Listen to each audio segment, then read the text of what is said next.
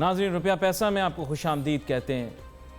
फिर वक्त पर तो भाई ही काम आते हैं, अपना खून ही काम आता है।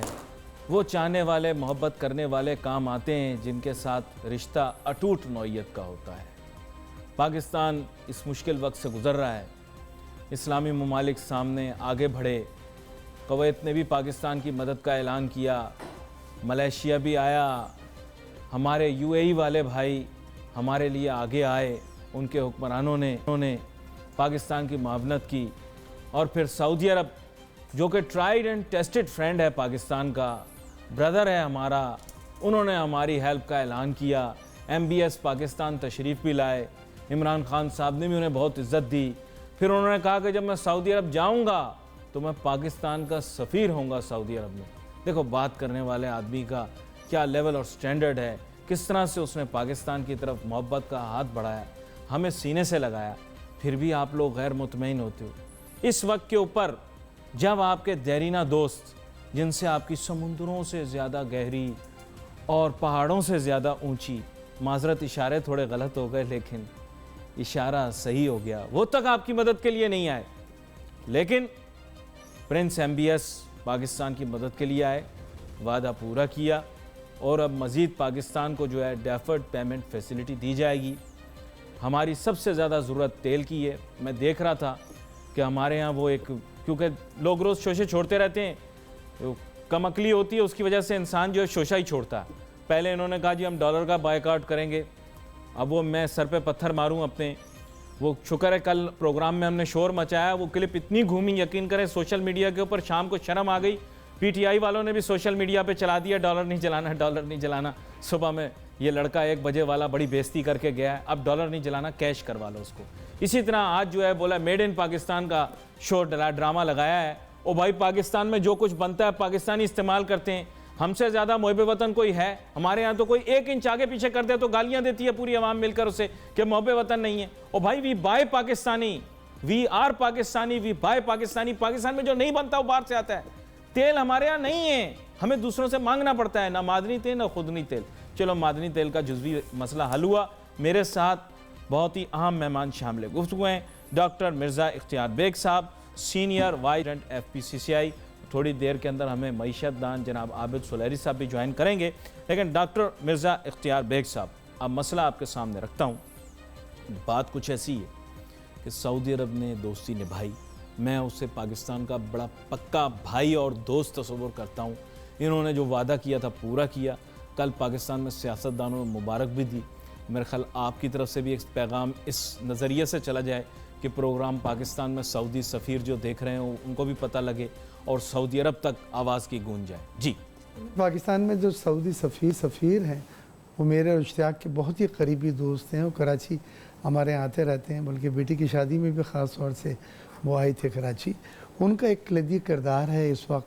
जो सऊदी अरब के जो MBS यहाँ पाकिस्तान आए थे और फिर उन्होंने जो सॉफ्ट डिपॉज़िट $3 बिलियन का रखा और उसी में उस वक्त 3 साल की डेफर्ड ऑयल पेमेंट की एक मुआहदा हुआ था, जिसमें यह था कि पाकिस्तान को तेल सबसे ज़्यादा सप्लाई करने वाला मुल्क जो है सऊदी अरब है और 3 साल के बाद ये पेमेंट देने के लिए वो रज़ामंद हो गए। मिसाल के तौर पे आज जो आप पेमेंट करेंगे वो 1 साल के बाद पेमेंट है और 3 साल तक ये फैसिलिटी हमें अवेलेबल है, मिलेगी, जो $9.6 बिलियन 3 साल की बनती है। क्यूमुलेटिव इफेक्ट है, क्यूमुलेटिव इफेक्ट। तो दूसरे लफ्ज़ों में आप उसको कह सकते हैं कि $3 बिलियन तो उन्होंने सॉफ्ट डिपॉजिट दिया जो हमारे रिजर्व्स को बढ़ाने के लिए, इन्हेंसमेंट करने के लिए है। और फिर ये तकरीबन 3 ही बिलियन की सालाना ये डेफर्ड ऑयल पेमेंट की फैसिलिटी हमें दे रहे हैं, जो 3 साल की क्यूमुलेटिव इफेक्ट के साथ 9.6 बिलियन हो जाती है। इस वक्त देखें सऊदी अरब ख़ुद बहुत चैलेंजेस में उसको फेस करने पड़ रहे हैं। हुतीज़ की जो जंग है बराबर में, वहाँ से जो मिसाइल वगैरह अरामको वगैरह की पाइपलाइन पे अभी माजी में हाल ही में जी और वो गए थे, क्या कहते हैं, सबोटाज भी करने की कोशिश की है, तो माल बरदार जहाज़ों को, तेल बरदार जहाज़ों को। जी, तो उसके बावजूद सऊदीया ने न सिर्फ अपना कमिटमेंट ऑनर किया बल्कि पाकिस्तान की मदद के लिए वो हमेशा आगे खड़ा रहा। उसने हमारे यहाँ जो जेल में हैं उनको भी रिहा करने का पीएम की रिक्वेस्ट के ऊपर वादा किया। अच्छा डॉक्टर मिर्ज़ा इख्तियार बेग साहब, अब बेसिक इशू ये आता है कि we have to understand some things and dynamics. Problem ये है कि पाकिस्तान का इंपोर्ट बिल है, उसका बड़ा कंपोनेंट जो है वो है जनाब ऑयल इंपोर्ट्स, और पाकिस्तान के पास मादनी तेल के ज़खायर मौजूद नहीं हैं। हमने समुंदर के अंदर अपनी तरफ से जितना हम डिग कर सकते थे हमने किया। अनफॉर्चुनेटली ये अभी हुकूमत फेस सेविंग कर रही है लेकिन नहीं निकला। ये अनफॉर्चुनेट पूरे पाकिस्तान के लिए। लोग कह रहे हैं कि जी कोई पर्सनल बात कोई भी नहीं है, लेकिन जो रियलिटी है, फैक्ट है, वो ये कि पाकिस्तान प्रोड्यूसेस आई थिंक रफली about 1/3 of its requirement and the rest we have to get from. हमारी ऑयल की इंपोर्ट का सालाना बिल मौजूदा जो रेट चल रहा है 70 समझ लीजिए, वो तकरीबन $12 बिलियन से $13 बिलियन सालाना है। अभी तक पाकिस्तान 9 महीनों में $10 बिलियन इंपोर्ट कर चुका है पेट्रोलियम की मसनूआत, जो एक बहुत बड़ी रकम है, और जिसकी वजह से हमारे फॉरेन रिजर्व्स भी गिर रहे हैं, कम हो रहे हैं, क्योंकि वो वहाँ से खर्च होता है जी। और साथ ही साथ हमारी ट्रेड डेफिसिट यानी तिजारती खसारा जो है वो बहुत बढ़ गया है। हमारी एक्सपोर्ट क्योंकि बढ़ नहीं रही, वही 25 बिलियन हो जाए तो बहुत बड़ी बात है। वज़ीर तिजारत ने 27 बिलियन का कहा था, लेकिन मैं भी परसों उनसे मिलकर आया हूँ इस्लामाबाद में, और उन्होंने एग्री किया मुझसे कि हम 27 बिलियन का टारगेट अचीव नहीं कर सकते। तो ये सब चीज़ों को रिजर्व्स की ज़रूरत है, और रिजर्व्स के लिए या इंपोर्ट कम करें आप और एक्सपोर्ट बढ़े। नहीं, लेकिन ये जो फिगर आपने बताया इसमें कमी नहीं लाई जा सकती। ये बिल्कुल बेसिक रिक्वायरमेंट है हमारी जी। जो हमारी ऑयल इंपोर्ट है, इसके अंदर जो है फर्नेस ऑयल भी है। मैंने कहा वजाहत कर दें कि सिर्फ गाड़ियों का तेल नहीं कि हम गाड़ियां कम चलाएंगे तो हम तेल बचा लेंगे। अनफॉर्चुनेटली इसका बड़ा कॉम्प्रिहेंसिव इफेक्ट है और बड़ा कॉम्प्लिकेटेड किस्म का इशू है। हमारा ज़्यादातर बिजली पैदा करने के जो फ्यूल है वो अब भी फर्नेस ऑयल है, अब भी LNG है, और अब भी सुई गैस है जो इसको हम natural gas fossil fuels basically. तो ये हमने वजाहत कर दिया। अच्छा, इसकी एक और एलिमेंट है, मैं आपके साथ डिस्कस कर लूं क्योंकि आप इसको समझ पाते हैं। वो ये कि Saudi vision for this region ये है कि यहाँ पर रिफाइनरिंग कैपेसिटी भी बढ़ाई जाए, इसीलिए बड़ी रिफाइनरी गवादर में लगा रहे हैं, जो मैंने सुना है। जी जी। और कह रहे हैं कि काफी बड़ी होगी, it will be running billions of dollars worth of investment. मैं इस्लामाबाद में था और उसमें सऊदी एम्बेसडर इन पाकिस्तान ने बड़ा फाल किरदार अदा करा है, और वो टीम गवादर की साइट्स भी देख कर गई हैं।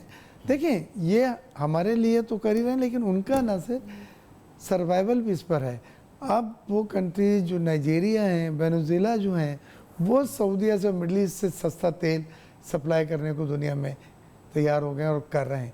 अब सऊदीया को भी अपनी कॉस्ट, जो लॉजिस्टिक कॉस्ट है या दूसरी तेल निकालने की कॉस्ट को कम करनी होगी।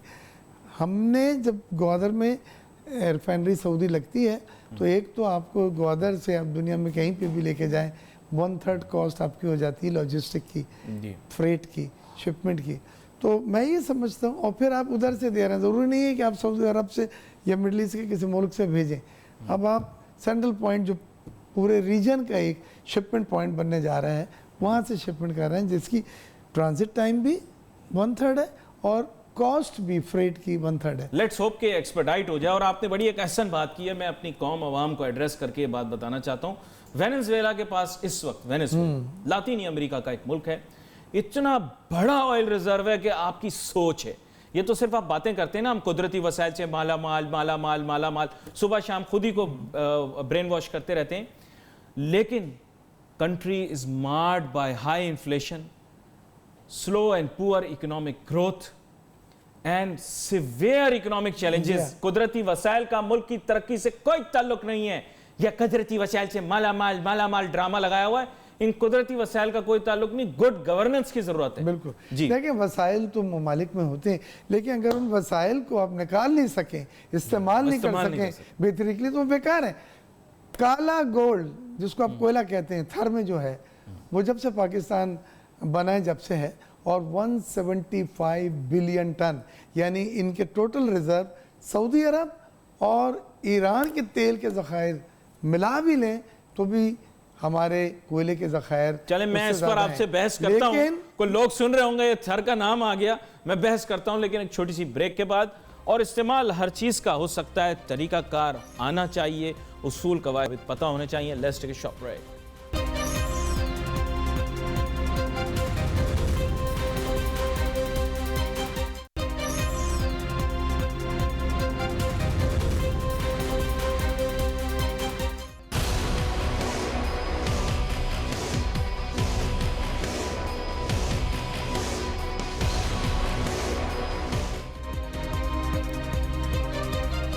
इमरान खान की शख्सियत के ऊपर तो मैंने पीएचडी किया हुआ है, तो मैं आपको ये बता सकता हूँ कि ये आदमी हार तो मानता नहीं है और ये एक टाइगर है, लेकिन इस वक्त जो है ये कॉर्नर टाइगर है। ये ना सोचना कि ये कोशिश नहीं करे, कोशिश पूरी करेगा। अभी सारे मुल्क के अंदर जितने इंटेलिजेंशिया वगैरह हैं उनकी राय ये है कि इमरान की हुकूमत, पीटीआई की हुकूमत इस वक्त दबाव का शिकार है।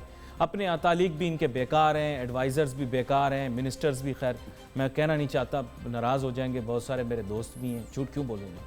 लेकिन यह है कि इमरान को इस वक्त ज़रूरत है कि भाई कोई इम्पटस मिले, कोई कैटलिस्ट मिले जिससे इकॉनमी चल पड़े। डॉक्टर मिर्ज़ा इख्तियार बेग साहब, मुझे पता नहीं, मुमकिन है आप शायद इमरान खान साहब से मुलाकात करें आगे आने वाले दिनों के अंदर। I hope that you understand right now that Imran Khan is extremely concern. मुझे बताया जा रहा है ये बातों को, मैं प्रोग्राम में बड़ा शोर मचाता हूँ, फिर उसके बाद मुझे बताया जाता है कि इमरान खान साहब बड़े कंसर्न है, बड़ी कोशिश कर रहे हैं कि मसले को हल करें। अनफॉर्चुनेटली सोल्यूशन निकालने के लिए एक पार्टनरशिप, एक टीम चाहिए होती है। अब ये मुझे बताएं, आगे इमरान खान साहब की बॉडी लैंग्वेज क्या कहती है, वो क्या करना चाह रहे हैं, उनका क्या इरादा है और उनकी टीम का क्या इरादा है? जी, इमरान की नीयत पे किसी को डाउट नहीं है, कोई शक नहीं है। मेहनत कर रहे हैं, उनकी रेपुटेशन यहाँ मुल्क के बाहर अच्छी है। मैं अभी अमेरिका 30 टॉप के बिजनेसमैनों को फेडरेशन के डेलीगेशन लेके गया था और वहाँ हमारी बहुत मीटिंगें हाईएस्ट लेवल पे हुई, पाकिस्तानी कम्युनिटी से हुई। वो सब सॉफ्ट कॉर्नर रखते हैं और वो चाहते हैं कि इमरान खान की, लेकिन डॉलर नहीं ना दे रहे हैं। इमरान खान साहब को सऊदी अरब के पास इसलिए जाना पड़ रहा है, यूएई के पास इसलिए जाना पड़ रहा है क्योंकि अमेरिका में मौजूद लाखों, अगर करोड़ों नहीं कहता, लाखों पाकिस्तानी मौजूद हैं जो कि आपको पता है कि हजार डॉलर देकर इनके डिनर्स और लंचेस अटेंड करते हैं, बैंक्वेट्स अटेंड करते हैं, वो अपने डॉलर नहीं दे रहे पाकिस्तान को। ये है मसला। आपने उनको कन्विंस किया? देखें, जहाँ पे रुपी अनस्टेबल होता है, जहाँ पे इकोनॉमिक इनस्टेबिलिटी होती है, जहाँ पे सियासी गैर इस्तेकाम होता है, माशी गैर इस्तेकाम होता है, वहाँ पे बैरूनी सरमायाकार फ़ौरन हाथ रोक लेता है। यही वजह स्टॉक एक्सचेंज में हुई है कि आपका स्टॉक गिरते गिरते गिरते गिरते 33,000 की हद पे पहुंच गया, क्योंकि फ़ौरन सरमायाकार वो कहता है कि आज मैं बेचता हूँ अपने डॉलर और कल वो मज़ीद उसकी वैल्यू 5-10% कम हो जाती है, तो इतना तो मुझे फ़ायदा नहीं हुआ। My question to you is, माशाल्लाह आप वहाँ गए, आप लोगों से मिले, पाकिस्तानी कम्युनिटी हमारी सोशल मीडिया के ऊपर बड़ा शोर मचाती है, जगह जगह जिधर भी जाते हैं, जिस मुल्क में जाते हैं, उनका खाते हैं, उनकी खाने के बाद पाकिस्तान का झंडा लगाते हैं अपने फेसबुक के ऊपर, वहाँ से नौकरी लेते हैं, वहाँ से चेक लेते हैं सोशल सिक्योरिटी का, लेकिन झंडा पाकिस्तान का लगाते हैं। तो फिर झंडा पाकिस्तान का लगाया तो फिर नोटू भी पाकिस्तान भेज दो, क्या ख्याल है? सॉरी, थोड़ा मैं कड़वा आदमी हूँ, मैं इस तरह की सोशल मीडिया के ऊपर ये जो हवा चलाने वाले लोग हैं ना, इनसे थोड़ा सा मेरी लगती है। वो पाकिस्तान, आपने भी बताया, वो पैसे नहीं भेजेंगे, लेकिन झंडा लगाएंगे और पाकिस्तान का झंडा लगाएंगे, इमरान की फोटो लगाएंगे अपने डीपी के ऊपर, लेकिन पैसे नहीं देंगे पाकिस्तान को। क्यों नहीं? मैं एक बात ये कर रहा हूँ, मैं ज़रा से अख्तलाफ करता हूँ आपसे। करें। पहली चीज़ तो ये है कि हमारी रेमिटेंसेज जो चंद साल पहले आधी भी थी, आज 20 बिलियन डॉलर क्रॉस कर ले, बल्कि 21 बिलियन डॉलर की रिकॉर्ड हाईएस्ट रेमिटेंसेस जा रही हैं। वो ये ओवरसीज़ पाकिस्तानीज़ हैं जिनको एक कप चाय भी आपने नहीं पिलाया, वो आपके लिए जो हैं ये पैसे भेज रहे हैं। दूसरी चीज़, मैं अमेरिका में जब ह्यूस्टन में जितने बड़े बिजनेसमैनों से मिलकर आया हूँ, वो सब पाकिस्तान के लिए प्रोजेक्ट ढूंढ रहे हैं, ऑयल एंड गैस सेक्टर में इंटरेस्टेड हैं, आईटी में इंटरेस्टेड हैं, लो कॉस्ट हाउसिंग जो इमरान खान का प्रोजेक्ट था, तो पैसा तो एक भी नहीं लगाया उन्होंने, वहां पे बैठ के पूरा दिन। अभी भी मैं आपको बता रहा हूं, अब तक टीवी के ऊपर ये प्रोग्राम अमेरिका में बैठे कितने लोग देख रहे हैं, आपकी सोच है। मुझे बहुत सारे लोग मिलते हैं, बोलते हैं लंदन में हम लोग ये देखते हैं। जनाब जफर अली शाह साहब, रहनुमा पीटीआई, हमें ज्वाइन कर रहे हैं। सर, आपको वेलकम करता हूं शो में। हेलो जी, जफर अली शाह साहब, आपको वेलकम करता हूं शो में। Okay, thank you very much. Zafar Ali Shah साहब, मैं चाहूँगा मुख्तसरन तो आप आगाज़ में इस चीज़ के मुतालिक भी बताएं कि सऊदी अरब ने जो हमें डेफर्ड पेमेंट फैसिलिटी दी है तेल के ऊपर, तो इसे बताएं कि आपके क्या तासुरात हैं इसके मुतालिक। देखिए जी, इसके बड़े मेरे क्या पाकिस्तान के हर शहरी के इतने आला तसरात हैं। सऊदी अरब जो कि हमारा वैसे ही मुस्लिम कंट्री और भाई है हमारा, हमारे अच्छे तल्लुकात हैं, लेकिन आज पाकिस्तान इकनॉमिकली जिस जंक्चर पे खड़ा है, इस मौके पर आकर सऊदी अरब ने ये जो ऑफर की है डफर पेमेंट डफर करके, और कम से कम जो वो मेरा ख्याल है टोटल वो बनती है 9 अरब डॉलर से भी ज्यादा बनती है। तो मैं समझता हूं कि ये उसका पाकिस्तान का हर शहरी उसका शुक्रिया अदा करता है। और इसके अलावा मौजूदा हुकूमत जो है जनाब इमरान खान साहब की, उनकी काविशों और उनकी क्रेडिबिलिटी के बारे में भी मेरा ख्याल है पाकिस्तान के हर शहरी को पता चल गया होगा। और बिलखसूस यहाँ की जो जुगतू फ्रंट अपोजिशन है उसको भी पता चल गया होगा कि इमरान खान एक स्ट्रांग नर्व का आदमी है, और स्ट्रांग नर्व जो है जिस पॉलिटिशियन के हों वो अल्लाह की मेहरबानी से मार नहीं खाता किसी जगह पर।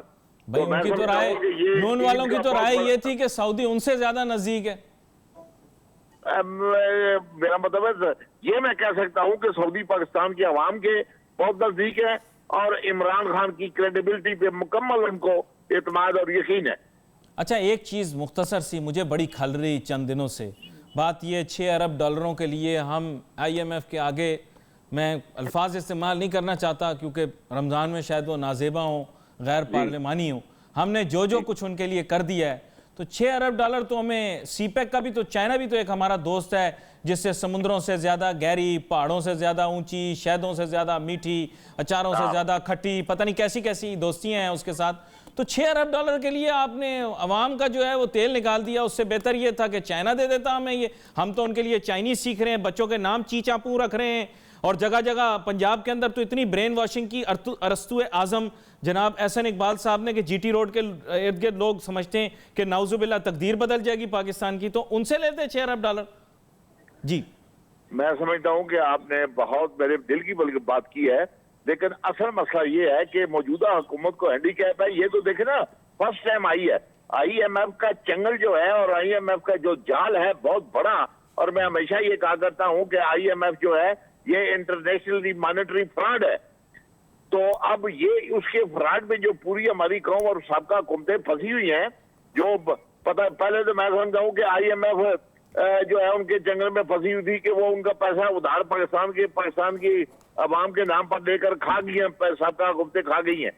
तो लेकिन बात आपकी बड़ी माकूल है, लेकिन आइंदा आने वाले वक्त में ऐसा by the passage of time मैं समझता हूँ कि इंशाल्लाह शायद हमें IMF से कोई पैसा लेना देना ना पड़े, लेकिन जो उनके कर्जे हमने देने हैं, उनके कर्जे देने के लिए तो हमें उनसे कर्जे लेने पड़ेंगे। अच्छा, ज़फ़र अली शाह साहब यहाँ पर स्टूडियोज़ के अंदर हमारे साथ मौजूद हैं डॉक्टर मिर्ज़ा इख्तियार बेग साहब। वाबस्तगी तो इनकी पाकिस्तान पीपल्स पार्टी से है, लेकिन आज इमरान खान साहब का नाम सुन के लग रहा है कि इनके दिल में भी थोड़ी उनकी काविशों के लिए कुछ जगह बनी है। तो डॉक्टर साहब, बात यह है कि ये सवाल तो खैर अच्छी बात है कि अगर हम मुल्क को कामयाब देखना चाहते हैं, लेकिन चाइना का आप भी बड़ा चर्चा करते रहे हैं, CPEC का ये दे देगा वो दे देगा, तो 6 अरब डॉलर देना उसके लिए क्या मसला है? उसने तो ट्रिलियंस ऑफ डॉलर्स पार्क किए हैं दूसरे मालिक के फंड्स में।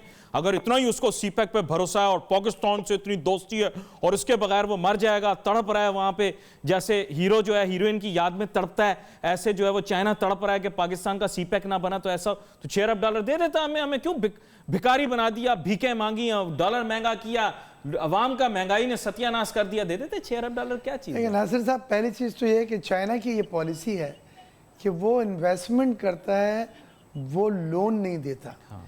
ये एक बात जहन में रख लें, जो ब्रॉड बेस उनकी पॉलिसी है। छोटी मोटी किसी के कहने पे ग्रांट्स दे दी या छोटा मोटा लोन दे दिया, लेकिन ये सॉफ्ट डिपॉजिट रख दिया, जैसे चाइना ने 2 बिलियन का रखा, लेकिन मार्कअप पे रखा है, वो शायद 4% या 5% मार्कअप है, जो बहुत ज़्यादा है, 3 बिलियन डॉलर का।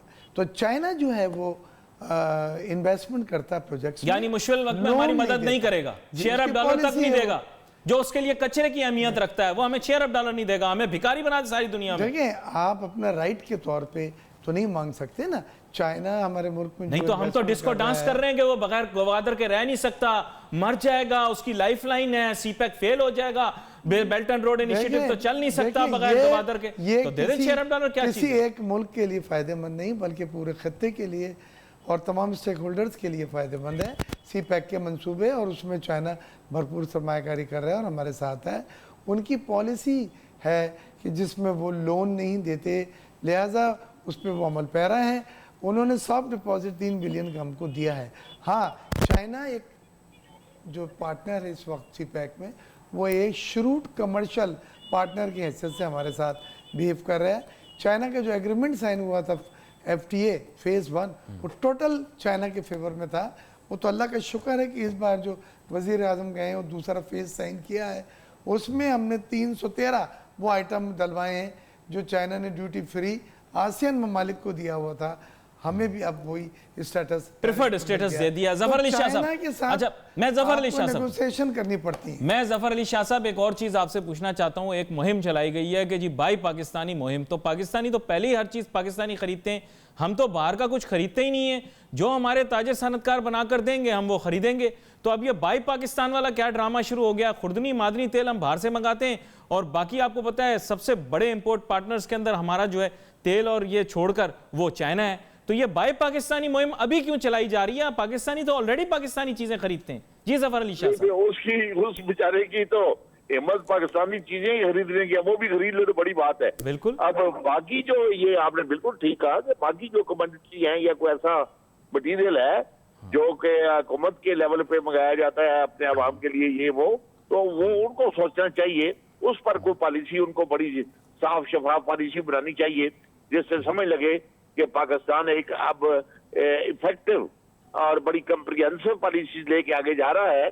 और आई होप इंशाल्लाह ताला, क्योंकि मैं पहले जिसार कर चुका हूं कि इमरान खान की जो इंटेंशन है उस इंटेंशन की कोई कीमत नहीं है, वो उसकी इंटेंशन ठीक है, करप्शन से वो दूर भागता है और करप्शन के खिलाफ जो उसने जंग लड़ी है और वो जंग जो जीती है, मैं समझता हूं कि ये बाकी चैलेंजेस भी वो आसानी से जीत भी लेगा और इन मुश्किलात को पार कर जाएगा। अच्छा जफर अली शाह साहब, एक चीज बड़ा पिंच कर रही है आवाम को, वो ये कि दावा ये था, और आप तो काफी अरसे से, मैं ये कहता हूं कि आपको मैंने देखा है कि आप असूल की बात करते रहे हैं, भले किसी भी सियासी जमात में हो, आपने असूल की बात की है।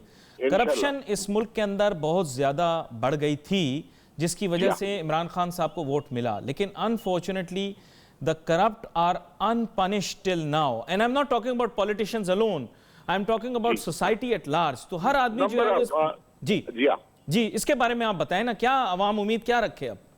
अब आप उसमें देखें ना जी कि ये करप्शन एक इतनी लंबी बीमारी है जो कि कैंसर की तरह पाकिस्तान के अवाम और पाकिस्तान की जड़ों, जिस तरह आपने फरमाया, रच बस गई है। मतलब अब इसको इससे जान और छुटकारा हासिल करना अभी हो रही है, इसीलिए तो इवेंट कराई आपको नजर आ रही है, यानी ब्यूरोक्रेसी में भी और पॉलिटिशियंस भी, और वो जो प्रोफेशनल पॉलिटिशियन है जो करते रहे हैं करप्शन, अब उनको नजर आ रहा है कि और करप्शन करना तो दूर की बात है, जो हमने की हुई है शायद वो भी हमें वापस देनी पड़े, और वो इंशाल्लाह देनी पड़ेगी उन्हें।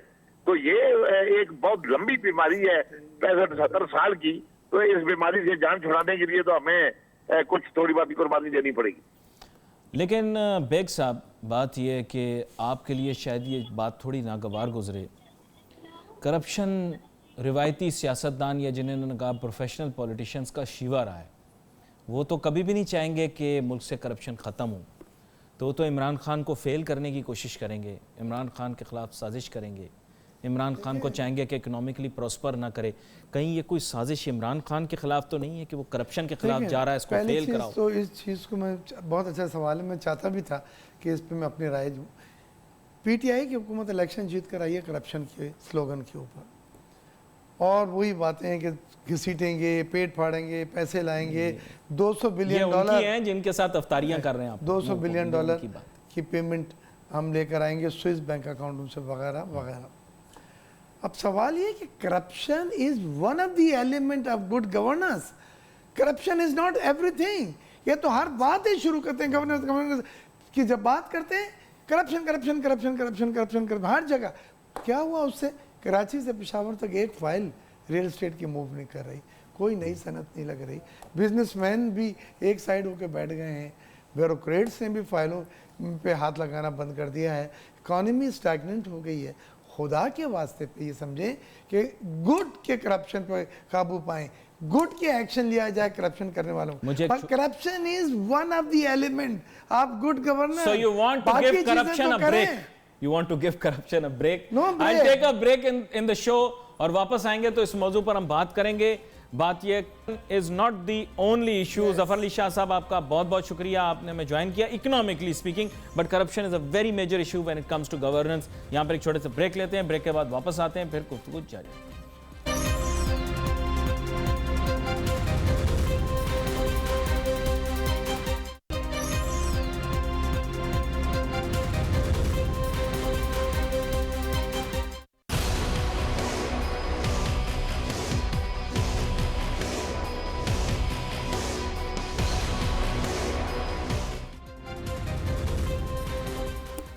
तेल तो मिल गया, लेकिन हमारे सऊदी भाइयों की वजह से। मसला ये है कि हमारे यहाँ मादनी तेल का बहुत बड़ा चैलेंज है भाई। हमारे मुल्क के अंदर हमारी लोकल प्रोडक्शन बहुत कम है। ये सब पाक स्टडीज़ किताब में फजूल लिखा हुआ है। हमारे पास वसाइल नहीं हैं। प्लीज़ मेरे हमवतनों, बात मान लो मेरी। ये सब स्टूपिड बातें हैं। हम कोई चौथे पाँचवें नंबर के ऊपर दूध पैदावार करने वाला मुल्क नहीं है। स्टंटेड ग्रोथ हो रही। इमरान खान एक्सरे दिखा रहा, फोटोएं, बच्चे सही से नशोनुमा नहीं पा सकते। इन सब बातों में नहीं आओ प्लीज़। ये पाक स्टडीज़ की किताबें ब्रेन वॉशिंग के लिए हमारे माजी के सियासतदानों ने लिखी थी। इसका मकसद ये था कि कौम को बिल्कुल अंधेरे में रखा जाए, उजाले में ना आने दिया जाए। आटा बनाने वाला अगर हम चौथा बड़ा मुल्क हैं तो यार लोग भूखे क्यों सो रहे हैं। मेरे साथ जनाब डॉक्टर मिर्ज़ा इख्तियार बेग साहब भी मौजूद हैं और जनाब सुहेल वजाद सिद्दीकी साहब, साबिक वफाकी वज़ीर बराए तवानाई, भी शामिल गुफ्तगू होंगे बज़ारिया टेलीफोन लाइन। आपको वेलकम करता हूँ शो पे सर। आपको बड़ा ढूंढ रहा था मैं सुहेल वजाद सिद्दीकी साहब, काफ़ी अरसे से। तेल के भी मामलात थे, कुछ गैस के भी मामलात थे, कुछ तवानाई के भी मामलात थे। पाकिस्तान सेल्फ सफिशेंट नहीं है एनर्जी के अंदर। इस मौके पर काम आया तो फिर भाई ही काम आया ना। सऊदी अरब ने ही आपको हेल्प की, वरना तो आप फंस गए थे। वरना तेल की तलाश में समुद्रों में घूमते फिर रहे थे, भटकते फिर रहे थे। जी सुहेल वजाद सिद्दीकी साहब। जी सुहेल साहब। जी, सवाल आपका क्या हुआ? मेरा सवाल ये, इसके ऊपर आरा पेश करें। अपने आप में सवाल करने छोड़ दिए, कोई फायदा ही नहीं। इसलिए मैं आरा मांगता हूँ आपका तजिया एक मांगता हूँ। चीज तो ये है कि जो आपने पहले वो तमीज बांधी के पाकिस्तान में कुछ नहीं है, ये बात सही नहीं है। पाकिस्तान में अल्लाह का शुक्र है बहुत कुछ है। हाँ, हमारे यहाँ गवर्नेंस और थोड़ी सी प्लानिंग और स्ट्रक्चरल रिफॉर्म्स और प्लस जो है ना बेसिक रिफॉर्म्स की जरूरत है, जिसके तहत ये सारी चीजें ठीक हो जाएंगी। बहुत सारे ऐसे मुल्क हैं जिनके पास कुछ भी नहीं है लेकिन वो बड़े रईस हैं। सिंगापुर के पास तो पानी भी नहीं है, दुबई के पास भी पानी भी नहीं है, और तो इसलिए कोई ऐसी परेशानी की बात नहीं। हमारे पास तो फिर भी थोड़े बहुत मादनियात हैं, जो भी हैं वो उन्हें ढूंढने का उनका वो एक अलग मसला है। उस पर मैं आपको एक अलग प्रोग्राम करके बता दूँ। यहाँ जहाँ तक इस वक्त अभी आपको तेल की डेफर्ड पेमेंट मिली है तो कर्जा ही होता है। तो वो बहरहाल आपको ये अगर 3 बिलियन साल का वो डेफर्ड दे रहे हैं तो ये उनकी बड़ी मेहरबानी है, हमें उनका शुक्रिया अदा करना चाहिए। जाहिर है बिल्कुल इस वक्त डॉलर हमारा आउटफ्लो नहीं होगा तो जिसकी वजह से डॉलर पे बहुत ज़्यादा अच्छा इफेक्ट आएगा और डॉलर की कीमत को नीचे आना चाहिए। और दूसरी बात यह है कि 3 साल के 3 बिलियन डॉलर का मतलब है कि हमारा तकरीबन 30 से 40% तेल अगले 3 साल तक बगैर पैसे दिए आएगा। लेकिन बहरहाल 3 साल के बाद आपको पैसे देने हैं, तो ये 3 साल की मोहलत में आप अपने आप को ठीक करें, एनर्जी के स्ट्रक्चरल रिफॉर्म्स करें, सर्कुलर डेट को ख़त्म करें, लोकल एक्सप्लोरेशन और इंडिजिनियस ऑयल और गैस की तरफ जाने की कोशिश करें, जिसकी सारी चीज़ें तैयार हैं और हम कब तकरीबन पता नहीं कितने सालों से बातें करते रहें। इंशाल्लाह कोशिश करेंगे कि जो लोग इस पर जिम्मेदार हैं उनको भी वो पूरी सारी चीज़ें फराहम कर दी जाएँ ताकि वो इम्प्लीमेंट करें। और भाई मैंने करंट स्टेट ऑफ गवर्नेंस का आपसे पूछना है, उसके ऊपर जरा कमेंट्स दें, फिर मैं बेग साहब की तरफ भी जाता हूं। करंट स्टेट ऑफ गवर्नेंस का बताएं, होगा, हो जाएगा मुस्तकबिल में, वो तो एक और बात है। करंट स्टेट इसीलिए तो मैं बताता ही नहीं हूँ कि हो जाएगा या होगा। मैं तो कह रहा हूँ अगर हम करेंगे तो फिर कुछ होगा, नहीं करेंगे तो नहीं होगा। करंट अफेयर्स की मैं बात इसलिए नहीं करता क्योंकि वजह सिर्फ ये होती है कि जो चीज़ आपको नजर आ रही होती है आउटकम पे, तो मैं हमेशा ये कहता हूँ कि सिस्टम को चेंज करने की ज़रूरत है। आपके मैंने 1 जनवरी के प्रोग्राम में भी कहा था, पिछली 1 जनवरी के प्रोग्राम में कहा था, उससे पिछली 1 जनवरी के प्रोग्राम में कहा था कि देखिए सिस्टम में डिलीवरी की गुंजाइश नहीं है। इसमें आप बड़े से बड़ा आदमी से बिठा दें, ये वो और अक्लमंद से अक्लमंद वो भी इसी में शक होके इसी तरह का हो जाएगा जिस तरह का सिस्टम। इसलिए बेसिकली हमें सबसे पहले अगले 100 दिनों में अपने सिस्टम की रिफॉर्म्स कर लेने चाहिए। स्ट्रक्चरल रिफॉर्म्स की बात कर रहा हूँ, लेपा पोती की नहीं कर रहा। तो गवर्नेंस खुद ही ठीक हो जाएगी। अब जब सिस्टम ही नहीं इजाजत दे रहा तो गवर्नेंस कैसे सही होगी? गवर्नेंस के लिए सिस्टम गलत हो गया, इसमें इतने पेबंद और पैचेस लग गए हैं कि अब इस पे गवर्नेंस कोई भी नहीं कर सकता। इसमें बेसिक रिफॉर्म्स की जरूरत है जो इंशाल्लाह मेरे ख्याल में इस वक्त की हुकूमत के कार्ड पर है और वो करना चाहते भी हैं और करने के लिए जा भी रहे हैं। और होपफुली कि अगर उन्होंने अगले 100 दिन में अब बजाय आउटकम के ऊपर तवज्जो देने के सिस्टम तो डिलीवरी सिस्टम्स को चेक कर लें, ताकि ये जब ठीक हो जाएगा तो आउटकम खुद ब खुद आना शुरू हो जाएगा सब चीज़ों। ये बड़ी अहम बात की आपने, ये बड़ी अहम बात की है डॉक्टर साहब, आप समझें बात को। इन्होंने जो बात की है वो ये है कि स्ट्रक्चरल रिफॉर्म करें, सिस्टम को इम्प्रूव करें, आउटकम्स पे फोकस ना करें, क्योंकि आउटकम तो सारे भेड़े ही आ रहे हैं मुल्क के अंदर। मैं भी यही कह रहा हूँ कि देखें, इन्होंने 9 महीने में 20% से ज़्यादा और 1 साल में 35% से ज़्यादा रुपी डिवैल्यू कर दिया। और इनके श्योर था इन्हें कि एक्सपोर्ट जो है वो जंप अप करेंगी। 1% एक्सपोर्ट नहीं बढ़ी, 1 साल में 35% और 9 महीने में 20% डिवैल्यू कर दिया। उससे अफरात ज़र भी बढ़ गई, इंपोर्ट कॉस्ट भी बढ़ गई, इन्फ्लेशन जंप अप कर दिया, डिस्काउंट रेट बढ़ाने पड़े, लैंडिंग रेट बढ़ गए, नई सरमायाकारी सनतों में रुक गई, नई जॉब्स के मुलाजमतों के मौके बंद हो गए। लेकिन किसी ने ये नहीं कहा कि जो दवाई ने काम नहीं किया एंटीबायोटिक ने, कि भाई एक्सपोर्ट क्यों नहीं बढ़ी 1% भी। इस पे जवाब ये होता है कि जी आपको स्ट्रक्चरल रिफॉर्म्स करने थे, आपको रिफंड वापस करने थे एक्सपोर्टर्स के जो आपके पास 3-3.5 साल से फंसे हुए हैं, जिससे वर्किंग कैपिटल चोक हो गया है और इकोनॉमिक एक्टिविटीज श्रिंक हो रही है और 15-16% पे कोई बैंक के पास नहीं जा रहा है मजीद बोरिंग करने के लिए। तो हमें ये देखना चाहिए कि जो चीज़ हम कर रहे हैं अगर उसके नताइज नहीं मिल रहा है तो उसके माने हम गलत डायग्नोज कर रहे हैं। डीवैल्यूएशन से कभी एक्सपोर्ट नहीं बढ़ती रही है। डीवैल्यूएशन में ज़्यादातर डिफरेंशियल जो है वो बायर हमसे मांग लेता है, रात को फ़ोन करता है कि जी आपकी 10% डीवैल्यू हुई है, 8% हमें डिस्काउंट दे दें तो ये ऑर्डर हम आपको देते हैं। वही हमारे साथ हो रहा है। तो हमें स्ट्रक्चरल रिफॉर्म्स करनी है ये देखते हुए कि जो ट्रेडिशनल तरीके हमने इस्तेमाल कर रहे हैं डीवैल्यूएशन वगैरह करके एक्सपोर्ट बढ़ाने का, उसका कोई नतीजा नहीं आया। ट्रेडिशनल तरीके नहीं अपनाने। अब सोहेल वजाद सिद्दीकी साहब, बात ये है कि टीम पे एतराज़ था लोगों को, टीम बदल दी, अब फिर भी मसला हल नहीं हो रहा। समझाएं कहाँ जाएं अब क्या? क्योंकि आपने कहा था लोगों की भी बड़ी ज़रूरत है, सही लोग होंगे तो फिर निज़ाम में भी कुछ बेहतरी आएगी। अब लोग बदल दिए, आप क्या करें? लोग भी उस वक्त आएंगे जब आपका सिस्टम और निज़ाम डिलीवरी का ठीक होगा। क्योंकि अब बहुत सारे सही लोग ये डरते हैं कि यार मैं भी आके कहीं फंस ना जाऊँ ना, मैंने जो भी कमाया है थोड़ा बहुत अपनी ज़िंदगी में वो गड़बड़ ना हो जाए। तो इसलिए मसला ये होता है कि जब आपका सिस्टम सही होना शुरू हो जाएगा तो सिस्टम शक करने लगता है अच्छे लोगों को। जब सिस्टम खराब होता है तो गंदगी को शक करने लगता है। तो हमारा जो सिस्टम है इस वक्त वो में इतने पेबंद और ऐसा गंभीर बन गया है कि आप अगर एक छोटा सा भी काम करना चाहें तो उसके ऊपर मतलब आप कर नहीं सकते। उसे डिलीवर करने के लिए आपको कम से कम 3 महीने चाहिए एक अपॉइंटमेंट करने के लिए। तो अगर आप इस चीज़ पे गौर करें कि फिर कितना वक्त ज़ाया हो जाएगा। मिसाल के तौर पर हमने कहा कि एक्सपोर्टर शोर मचाते हैं कि जी हमारा डी वैल्यू हो जाए तो हम एक्सपोर्ट बढ़ा देंगे, नहीं बढ़ी। तो अब दोनों को जवाब देना है ना, एक्सपोर्टर से भी पूछे ना भाई कि आपने क्यों नहीं एक्सपोर्ट बढ़ाई। तो जो भी किसी को मराद दी जाए ना वो उसके साथ उसको भी कटहरे में खड़ा किया जाए। आप दोनों मेहमानों का मैं शुक्रिया अदा करूंगा। आज मेरे पास वक्त मुख्तसर था, आगे आने वाले दिनों के अंदर डॉक्टर साहब आपको भी आपकी भी तकलीफ दूंगा। FPCCI को हमें बताना पड़ेगा कि बजट के मुतालिक क्या तहकीक की है, क्या मालूमात की हैं, क्या तजावीज़ की हैं। वक्त असल में मेरे पास ख़त्म हो गया। मैं आपसे पूरी तफसील लूँगा और इस बारे में डिस्कस भी करूँगा। नाज़रीन, wait for your messages on Facebook. Ali Nasir हमारी टीम को इजाज़त दीजिए। अल्लाह हाफ़िज़।